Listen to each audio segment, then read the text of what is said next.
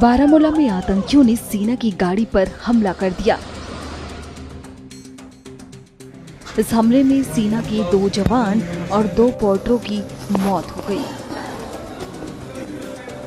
वहीं सेना का ऑपरेशन जारी है। वाहनों की चेकिंग की जा रही है। इस बीच एक पोर्टर का शव उसके घर नौशहरा पहुंचा, जहां उसके घर में मातम पसरा है। घर वालों का रो रो कर बुरा हाल है।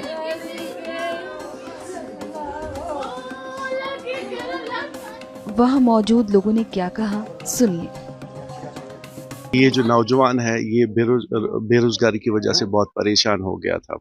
मेरे पास कई एक बार आया कि मेरी कहीं सिफारिश लगवा दो, कहीं मैं पोर्टर ही जाऊंगा। मैंने कहा मेरे पास कोई ऐसा सोर्स नहीं है जहां पे आपकी सिफारिश में लगवा सकता हूं। लेकिन फिर जब इसके फॉर्म निकले तो उसमें इसने फॉर्म भरा, मैंने ही इसका फॉर्म ड्राफ्ट किया हुआ है।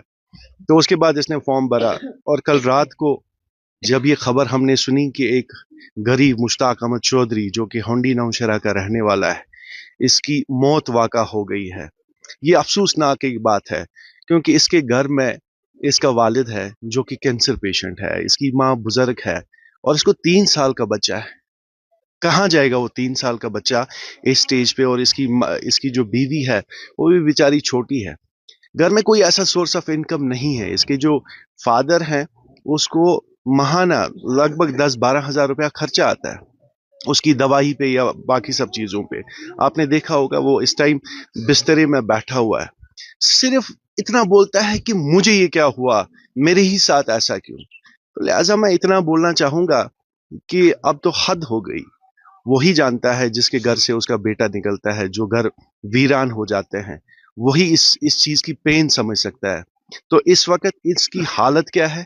घर में कोई सोर्स ऑफ इनकम नहीं है, कुछ भी नहीं है। तो मैं हुकूमत को भी इसके साथ साथ ये कहना चाहूँगा कि जनाब इंसाफ की ज़रूरत है। इसका घर इस वक्त उजड़ गया है, घर में कोई सहारा बाकी नहीं रहा है। इसके घर के बारे में, इसके बाप के बारे में थोड़ा सा ख्याल रखें, जो कि एक कैंसर पेशेंट पिछले 2 साल से है। कल रात 2 दिन पहले वो हॉस्पिटल में एडमिट था जहाँ पे उसको ब्लड चढ़ाया गया। तो मेहरबानी करके इंसाफ करने की ज़रूरत है। और क्या बोल सकते हैं, क्योंकि ये ऐसा ही सानिया है। ऐसे वाक़ात नहीं होने चाहिए थे जो हर रोज़ हो रहे हैं। पिछले 1 हफ्ते में आपने देखा कि कितने वाक़ात हमारे कश्मीर में कश्मीर में हो गए। एक बहुत ही गरीब तबके से ये वाबस्ता है और इस फार्म के लिए तकरीबन 1 साल का इंतज़ार करते हैं ये लोग, फिर ये फार्म निकलती है। कोई परमानेंट नौकरी नहीं होती है, लेकिन 6 महीने घर चलाने के लिए थोड़ा सा इनकम सोर्सेस बन जाता है इनका।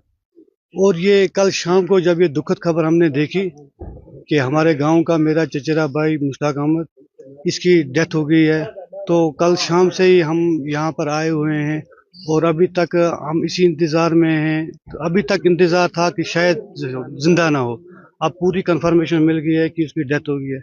इसका बाप जो है वो सीए पेशेंट है।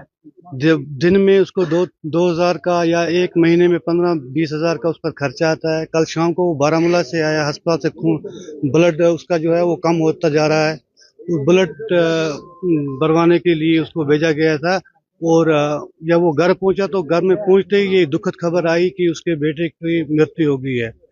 तो बड़ी अफसोस की बात है, बड़ी अफसोस से कहना पड़ता है कि गवर्नमेंट को ऐसी चीज़ों पर काबू करना चाहिए, क्योंकि ये गरीबों को घर उजाड़ रहे हैं जो लोग, इन पर काबू पाना चाहिए था। और हम क्या कह सकते हैं, इसका एक छोटा बच्चा 3 साल का है, इसकी बीवी अभी नौजवान है, अभी वो 23 साल की है। ये घर पूरा का पूरा उजड़ गया। दूसरा भाई जो है इसका वो भी लेबर है।